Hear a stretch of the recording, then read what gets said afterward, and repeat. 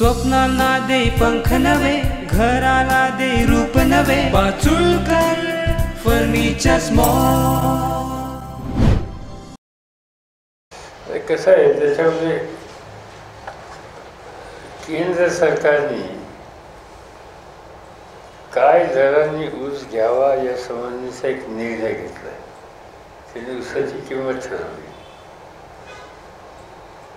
आता ती किंमत ठरवल्याच्या नंतर त्या ऊसाची साखर तयार होणार, साखर बाजारात विकणार आणि विकल्याच्या नंतर त्या साखरेला काय किंमत मिळणार याच्यावर तो भाव देण्याच्या संबंधीची स्थिती होईल. आज दोन गोष्टी मला दिसतात. आणि एक विशेषतः कोल्हापुरात दिसते. कारण कोल्हापुरात आता सकाळच्या वर्तमानपत्रात माझ्या वाचनात आलं की काही आंदोलन वगैरे या संबंधीच्या गोष्टी आहेत. आता हे आंदोलन कशासाठी आहे? त्याच्यात आंदोलकांचं म्हणणं वर्तमानपत्रात आलेली बातमी खरी असेल तर माझं काही कोणाशी बोलणं झालं नाही. ती बातमी अशी आहे की एका रकमेनं आम्हाला पेमेंट करा. मी शेतकरी आहे, ऊस उत्पादक. उदाहरण सांगतो. माझा ऊस एखाद्या कारखान्यात गेला. तो कारखान्यात गेल्याच्या नंतर समजा आज माझ्याकडे तोड आली आणि माझा कारखान्याला संध्याकाळपर्यंत ऊस गेला. त्याच्यानंतर उद्या माझा ऊस गव्हाणीत जाईल आणि त्याचं गाळप होईल आणि 2 दिवसांनी त्या गाळपाच्या रसापासून त्याची साखर तयार होईल. त्याच्यानंतर ती साखर एक साईडला दाखवून गोडाऊनमध्ये ठेवली जाईल. ती साखर एका वेळेला आम्ही सगळी विकत नाही. ती साखर आजही तुम्ही कुठल्याही कारखान्यात गेला तर बहुतेक ठिकाणी स्टॉक असेल. 1 लाख होती, 2 लाख होती, काही ना काहीतरी. आणि त्यामुळे एवढी साखर शिल्लक असलेली ती वर्षभर जवळपास राहते. आता ती जर विकली नाही तर ऊसाचे पैसे कशातनं देणार? ऊसाचे पैसे माल विकला की लगेच साखर तयार होते, लगेच त्याचं विक्री होते आणि लगेच पैसे येतात अशी स्थिती नाही. पण मग आजच्या किंमत द्या समजण्यात असेल तर ती किंमत द्यायला शेवटी बँकेच्याकडून कारखान्याला कर्ज काढावं लागेल. कर्ज मिळेल पण ते कर्ज काढल्याच्या नंतर ते कर्ज कधी फेडता येईल? साखरेचा स्टॉक सगळा विकल्याच्या नंतर 1 वर्ष लागेल. काही वेळी गेल्या वर्षीची साखर अद्याप शिल्लक आहे. 1.5 वर्षही लागतं, 2 वर्ष लागतं. ते 2 वर्षाचं आपण कर्ज घेतलं किंमत द्यायला, त्या कर्जाला 2 वर्षाचा किंवा 1 वर्षाला व्याज द्यावं लागेल. आणि मग ते व्याज देऊन घेतलेल्या कर्जाची रक्कम वसूल कशातनं करणार? ती शेवटी ऊसाच्या किमतीतनंच वसूल केली जाते आणि त्याचे झळ ही शेवटी ऊस उत्पादकालाच बसणार आहे. कारण कर्ज हा कारखाना परत करणार.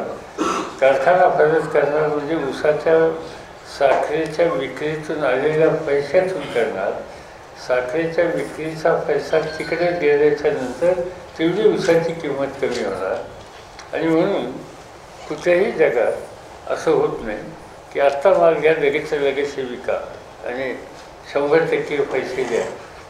पण काही जाणकारांनी त्या संबंधीची भूमिका या ठिकाणी घेतली. आम्ही लोक त्यांच्याशी बोलणार आहोत, समजून घेणार. माझ्या वाचनात आलं की राजू शेट्टींचा आग्रह, माझी काही त्याची भेट नाही, पण त्यांच्याकडून मी समजून घेणार आहे की तुमचं काय मत आहे आणि हे कसं बसवायचं. आणि कारण हा कारखाना शेतकऱ्यांचा आहे त्यामुळं आपण तो टिकला पाहिजे आणि त्या संबंधीचा निर्णय त्यांच्या हिताचा घेण्याच्यासाठी काही मार्ग राजू शेट्टींच्याकडे असतील तर जरूर त्याचं स्वागत केलं पाहिजे आणि त्याची अंमलबजावणी करायच्यासाठी सहकार्य केलं पाहिजे. पण ते जाणून घेणं हे गरजेचं आहे आणि ते मी घेणार आहे. 10% सवर्णांना आरक्षण देण्याचा जो निर्णय घेतला तो पण जुमला नाही. असं की तो म्हणजे असं आहे की 10%च्या संबंधीचे 2 प्रश्न महत्त्वाचे आहेत. एक असं आहे की तो कुणासाठी घेतला. एक नंबर 2 घेतलेला निर्णय घटनेच्या आणि कायद्याच्या कसोटीला टिकेल का नाही आज देशातले सगळे विधीतज्ञ आहेत त्यांचं म्हणणं टिकणार नाही. आणि त्याचं कारण ते सांगतात की सुप्रीम कोर्टाने यापूर्वी स्वच्छ असा निर्णय दिलेला आहे की 50% वर आरक्षण असता कामा नये. 50% वर आरक्षण देण्याच्या संबंधीचा निर्णय काँग्रेस आणि राष्ट्रवादी काँग्रेस यांचं सरकार असताना महाराष्ट्रात घेतला, तो कोर्टात टिकला नाही. आता सरकारचं म्हणणं असं आहे की आम्ही घटनेत दुरुस्ती केली, आर्टिकल 15 आणि 16 याच्यामध्ये घटनेच्या आम्ही बदल केला आणि तिथं त्यामुळे यावेळेस टिकेल. तज्ज्ञांचं म्हणणं आहे, मी काही घटनातज्ञ नाही आहे, पण घटनातज्ञांचं म्हणणं आहे, त्यांच्याशी मी तासनतास चर्चा जाऊन केली. त्यांचं म्हणणं असं आहे की सुप्रीम कोर्टानं यापूर्वी 2-3 वेळेला असा निकाल दिला आहे की बाबासाहेब आंबेडकरांनी केलेल्या घटनेचा मूळ ढाचा हा बदलायचा अधिकार पार्लमेंटला नाही, हे सुप्रीम कोर्टाने सांगितलेलं आहे.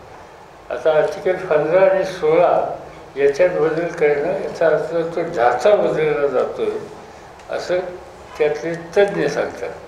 की हे सवर्णांना हे आम्ही सगळ्यांना देणार. सवर्ण म्हणजे कोण? आपल्याकडं 50% आरक्षण आहे, ते कोणाला आहे? SC आहे, शेड्यूल कास्ट, शेड्यूल ट्राईब आणि OBC या 3 घटकांना 50%.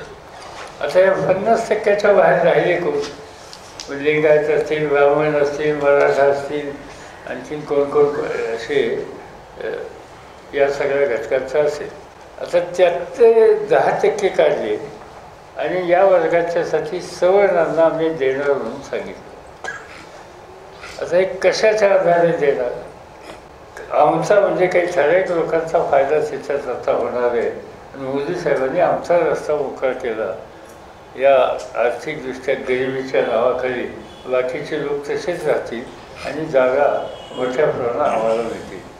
आणि त्यामुळे या 10% संबंधीसुद्धा एक लोकांच्या मनात शंका आहे आणि घटनात्मक टिकेल का नाही ही सुद्धा शंका आहे. आजच आमचे लाईव्ह मराठीचे यूट्यूब चॅनल सबस्क्राईब करा आणि नोटिफिकेशनसाठी बेल आयकॉनवर क्लिक करा.